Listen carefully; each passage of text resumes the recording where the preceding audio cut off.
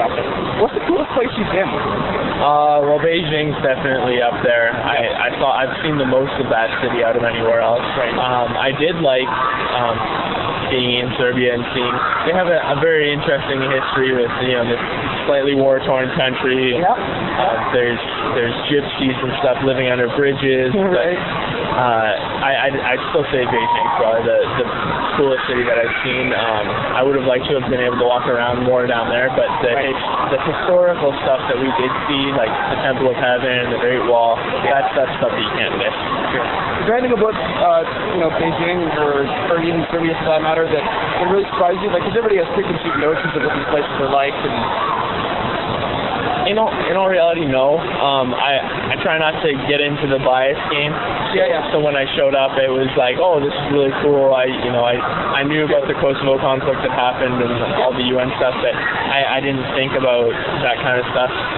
The weird thing about Serbia was that they still have buildings that were bombed. A, they don't have the money to take them down, and B, they use them as a reminder to themselves about past, that kind of stuff. Right. Yeah. I guess as far as where your career's at right now,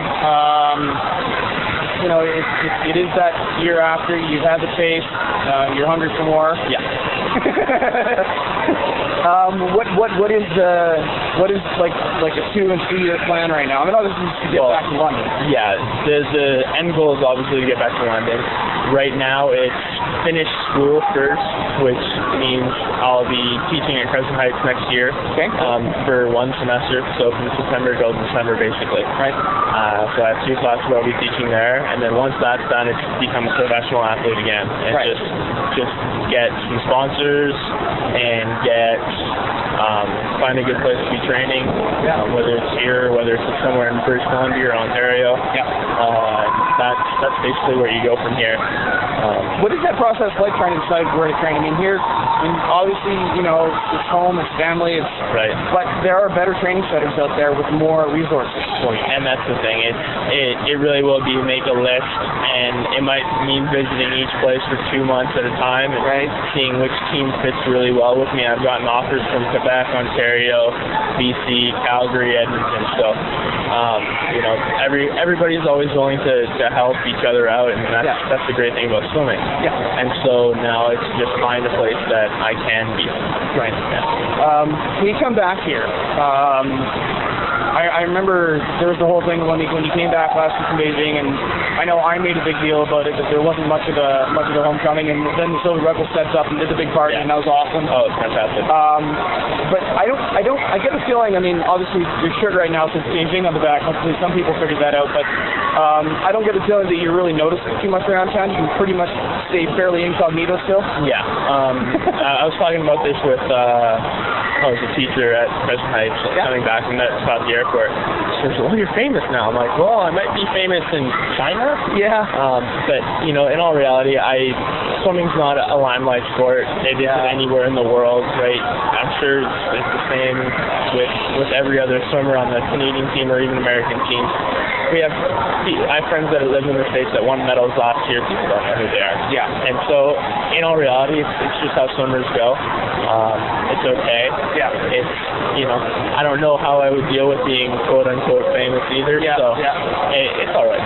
Well, as long as you're not Michael Phelps, really. He's the only one who's really, actually known all over the world. Yeah. What do you think about that fact? I mean, from what I can tell, most people just figure, well, this is good because, makes swimming over the news. I mean, like, ESPN's, pardon the interruption, was actually covering the U.S. swim meet. Yeah. A couple weeks ago. So then, how do you see all that stuff? Is it bad? I do wish that there was more coverage for swimming, and there's the old adage, publicity or no publicity is bad publicity. Yeah. So, whether it comes from Mike Phelps doing, illegal things or whatever, scandal is one of the biggest things that people love to cover and people love hearing about. It's too bad that that's how it goes, but it's one of the 5 majors to write a good story. So it's why Paris Hilton has a career. So yeah, absolutely. But that's a given. He's no Paris Hilton, and I mean everybody's chasing him, right? So that's got to push you guys to be better. Yeah, I mean, the more publicity swimming gets, the more opportunity that it gives all the other swimmers out there to, you know, well, if somebody does something special, there's more likelihood that it'll be covered. You know, Brent Hayden beat him down to Santa Clara. I wasn't surprised. A lot of people were. I'm like, well, Brent Hayden's the world champion in 100 freestyle. He doesn't swim 100 freestyle. Yeah. I'm not really surprised. I mean, it made Leno. Yeah. But in my Good view, for Brent Hayden. yeah, in my view, it's not a big deal. But great for Brent. You know, it's too bad they didn't actually say his name on Leno. Yeah. Say some Canadian beat Michael Phelps. It's just Michael Phelps lost. Yeah. I mean, he still came second. It's not like he came. Well, I think the last time a Canadian Olympian was on, Leno was Ross Rebliati, so that tells you all I need to know about that. Yeah. Well. That's all they care about. They just care about pot on that. Yeah. Anyhow, and I guess just to wrap it up, I'll bring it back here. I mean, everybody in a way looks up to Phelps. All these kids here, you know, for years now, really, have sort of looked up to you in a sense. And you know, if you're not a celebrity in town, certainly when you show up here, that's when you're celebrity. I think that's the biggest taste I get of any kind of celebrity, and for me it's great. Yeah. I mean, I get to see the younger kids that are like, oh well, I could do this. Yeah. The kids that are a little bit closer, like we have the girls that went to nationals. Yeah. And they're doing great. Tremendous. And they have to be focusing and going, well, really, you know, it's a closer reality than the younger kids who might not be swimming in 3 years. Right. But these girls and these guys are definitely able to do something special in the next.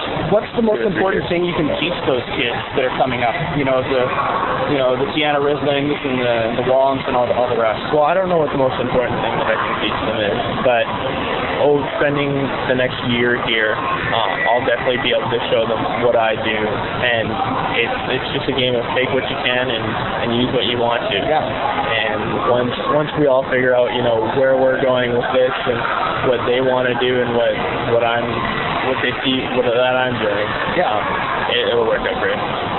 Super.